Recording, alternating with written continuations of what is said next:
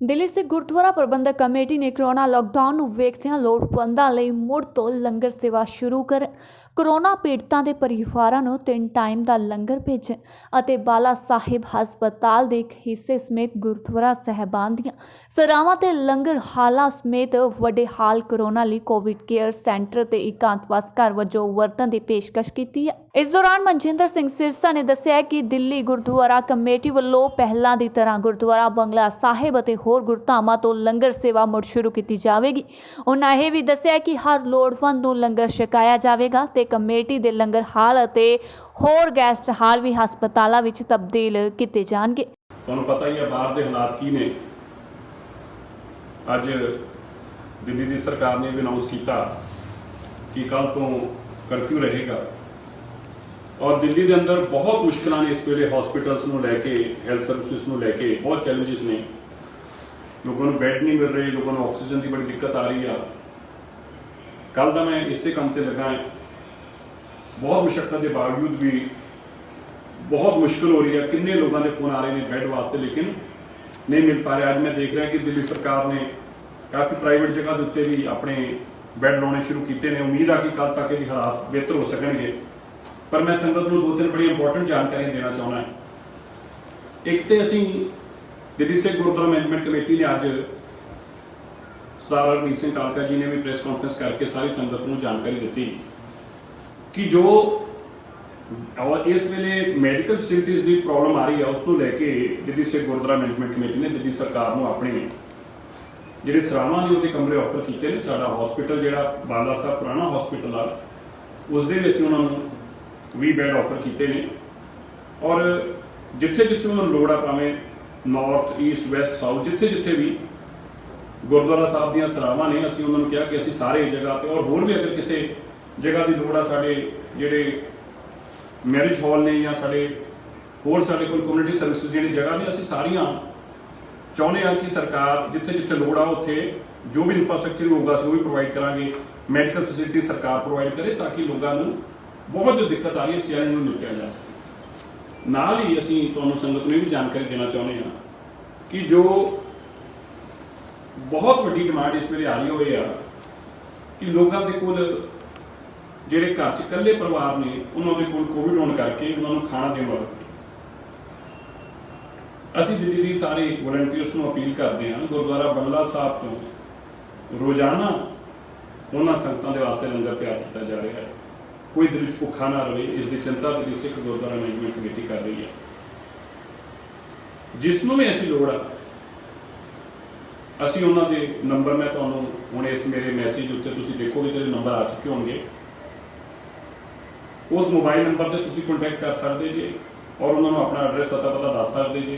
तुसीं Covid patient जे तुहाडे घर कोई सेवा करने वाला नहीं तो साढ़े लोग आके तुहाडे तक लंगर पहुँचाएंगे दोवें वेले और मैं वॉलंटियर्स को भी बेनती करदा कि जिहड़े दिन साडे सहयोग दे सकते हैं वो जरूर एक साडा सहयोग दें।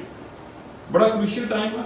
अगे भी दिल्ली सिख गुरुद्वारा मैनेजमेंट कमेटी ने मानवता की सेवा के अंदर देश और दुनिया को दसना किया कि सिख की भावना है और किवें कभी भी सच्चा सिख इस गल नूं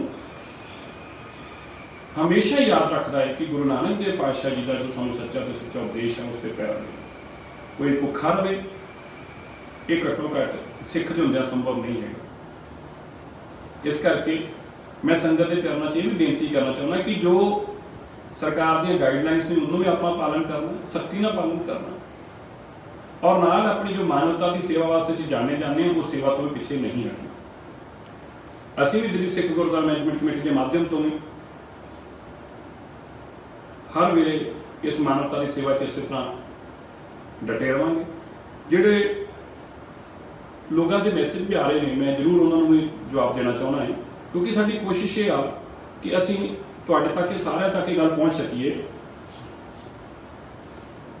क्योंकि जो आज सानूं लोड़ आ वो ये है कि असी सारे एकजुट होकर जो साडी दस्तार है इसकी दुनिया शान है।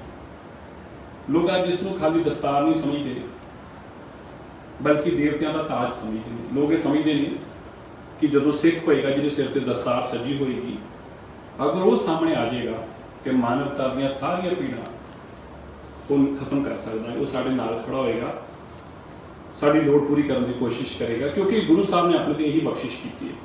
ਸੋ ਮੈਂ ਸਾਰੀ ਸੰਗਤ ਦਾ ਧੰਨਵਾਦ ਕਰਦਾ ਔਰ ਮੈਂ ਫਿਰ ਤੋਂ ਆਪ ਜੀ ਨੂੰ ਇਹ ਜ਼ਰੂਰ ਕਹਿਣਾ ਚਾਹੁੰਦਾ ਸੰਗਤ ਜੀ, ਇਹ ਆਪਣੇ ਵਾਸਤੇ ਫਿਰ ਇੱਕ ਬਹੁਤ ਔਖੀ ਘੜੀ ਵੀ ਆ ਤੇ ਸੇਵਾ ਦੀ ਘੜੀ ਵੀ ਆ। ਗੁਰੂ ਤੇਗ ਬਹਾਦਰ ਸਾਹਿਬ ਜੀ ਦੀ ਇਹ ਮਹਾਨ ਪਵਿੱਤਰ ਚਰਨ ਛੋਹ ਸਥਾਨ ਧਰਤੀ ਆ, ਇਹ ਉਹ ਦਿੱਲੀ ਦੀ ਧਰਤੀ ਆ ਜਿੱਥੇ ਗੁਰੂ ਤੇਗ ਬਹਾਦਰ ਸਾਹਿਬ ਜੀ ਨੇ ਆਪਣੀ ਮਹਾਨ ਸ਼ਹਾਦਤ ਦੇ ਕੇ ਤੇ ਮਾਨਵਤਾ ਨੂੰ ਧਾਰਨਾ ਕੀਤਾ। ਇਹ ਉਹ ਧਰਤੀ ਆ ਜਿੱਥੇ ਗੁਰੂ ਹਰਕ੍ਰਿਸ਼ਨ ਪਾਤਸ਼ਾਹ ਜੀ ਨੇ ਕਿੰਨੇ ਵੱਡੇ ਰੋਗ ਕੱਟੇ, ਉਸ ਵੇਲੇ ਆਈ ਹੋਈ ਮਹਾਮਾਰੀ ਨੂੰ ਟਾਲਣਾ ਕੀਤਾ।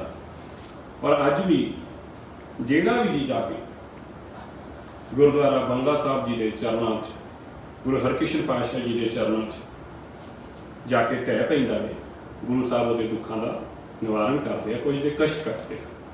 ਸੋ ਮੈਂ ਆਪ ਸੰਗਤ ਦੇ ਚਰਨਾਂ 'ਚ ਬੇਨਤੀ ਕਰਦਾ, ਆਪਾਂ ਮਿਲ ਕੇ ਫਿਰ ਤੋਂ ਦੇਸ਼ ਔਰ ਦੁਨੀਆ ਨੂੰ ਦੱਸਣਾ ਕਰਨਾ ਹੈ ਕਿ ਸਿੱਖ ਕੌਣ ਆ, ਸਿੱਖੀ ਦੀ ਪਰਿਭਾਸ਼ਾ ਕੀ ਆ, ਸਿੱਖ ਦੀ ਸੇਵਾ ਕੀ ਆ, ਸਿੱਖ ਦੇ ਮਨ 'ਚ ਸੇਵਾ ਦਾ ਜਜ਼ਬਾ ਕੀ ਆ।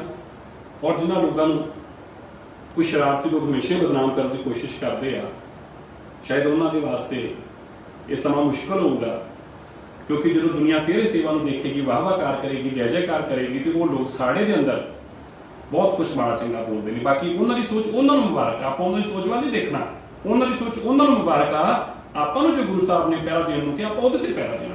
ਜੋ ਸਾਨੂੰ ਗੁਰੂ ਨਾਨਕ ਦੇਵ ਪਾਤਸ਼ਾਹ ਜੀ ਨੇ ਕਿਹਾ, ਜੋ ਸਾਨੂੰ ਗੁਰੂ ਹਰਕ੍ਰਿਸ਼ਨ ਪਾਤਸ਼ਾਹ ਜੀ ਨੇ ਹੁਕਮ ਕੀਤਾ ਹੈ, ਜੋ ਸਾਨੂੰ ਗੁਰੂ ਤੇਗ ਬਹਾਦਰ ਪਾਤਸ਼ਾਹ ਜੀ ਨੇ ਹੁਕਮ ਲਾਇਆ ਹੈ, ਜੋ ਗੁਰੂ ਗੋਬਿੰਦ ਸਿੰਘ ਪਾਤਸ਼ਾਹ ਜੀ ਨੇ ਸਾਨੂੰ ਹੁਕਮ ਲਾਇਆ ਹੈ, ਔਰ ਜੋ ਗੁਰੂ ਗ੍ਰੰਥ ਸਾਹਿਬ ਮਹਾਰਾਜ ਜੀ ਨੇ ਸਾਡੇ ਤਰਸ ਕਰਕੇ ਸਾਨੂੰ ਸੇਧ ਦਿੱਤੀ ਹੈ, ਆਪਾਂ ਉਸ ਤੇ ਡਟ ਕੇ ਪਹਿਰਾ ਦੇਣਾ ਹੈ ਔਰ ਫਿਰ ਲੋਕਾਂ ਨੂੰ ਦੱਸਣਾ ਸੀ ਕੌਣ, ਸਾਡੀ ਕੀ ਪਛਾਣ ਹੈ। ਸੋ ਕੋਵਿਡ ਦਾ ਸਮਾਂ ਕੋਈ ਨਹੀਂ, ਬਚ ਕੇ ਚੱਲੀਏ, ਗੁਰੂ ਸਾਹਿਬ ਕਿਰਪਾ ਕਰਨਗੇ, ਡਟ ਕੇ ਸੇਵਾ ਵੀ ਕਰਨੀ ਆ ਔਰ ਬਚਣਾ ਵੀ, ਦੋਵੇਂ ਚੀਜ਼ਾਂ ਬੜੀਆਂ ਜ਼ਰੂਰੀ ਨੇ। ਸੋ ਮੈਂ ਆਪ ਜੀ ਦਾ ਬਹੁਤ ਧੰਨਵਾਦ ਕਰਦਾ, ਮੈਂ ਆਪ ਦਾ ਕੀਮਤੀ ਸਮਾਂ ਲਿਆ ਔਰ ਮੇਰੀ ਬੇਨਤੀ ਹੈ ਕਿ ਇਸ ਵੀਡੀਓ ਨੂੰ ਸ਼ੇਅਰ ਜ਼ਰੂਰ ਕਰਿਓ ਤਾਂ ਕਿ ਆਪਾਂ ਲੋਕਾਂ ਤੱਕ ਸਾਂਝਾ ਪਹੁੰਚਾ ਸਕੀਏ ਔਰ ਇਸ ਮਾਨਵਤਾ ਦੀ ਸੇਵਾ 'ਚ ਪਹਿਰਾ ਦੇ ਸਕੀਏ। ਵਾਹਿਗੁਰੂ ਜੀ ਕਾ ਖਾਲਸਾ, ਵਾਹਿਗੁਰੂ ਜੀ ਕੀ ਫਤਿਹ। ਬਿਊਰੋ ਰਿਪੋਰਟ, ਜੀ ਪ੍ਰਾਈਮ, ਅਮਰੀਕਾ।